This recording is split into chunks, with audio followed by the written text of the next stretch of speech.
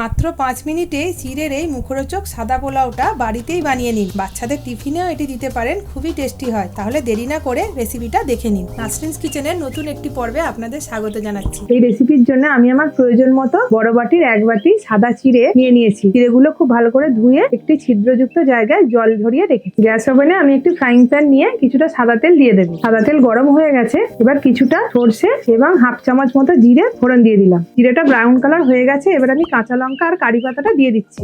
কারি পাতাটা একটু ভাজা ভাজা হয়ে গেছে, এবার আমি গ্রেট করা আদা কুচিও দিয়ে দিলাম। আদাটা একটু নাড়াচাড়া করে নিয়ে আমি কিছুটা চিনেবাদাম দিয়ে দিচ্ছি। সবকিছু লো হিটে খুব ভালো করে নাড়াচাড়া করে নিচ্ছি। কিছু ভাজা ভাজা হয়ে গেছে, এবার আমি জল ঝরানো চিড়েটা দিয়ে দিচ্ছি। এবার খুব ভালোভাবে মিশিয়ে নেব। চিড়ের সঙ্গে সবকিছু আমি মিশিয়ে নিয়েছি। এবার সামান্য লবণ আর সাদা গোলমরিচের গুঁড়ো দিয়ে দেবো। এবার আমি সামান্য কুচিয়ে রাখা নারকেল উপর থেকে দিয়ে দিচ্ছি।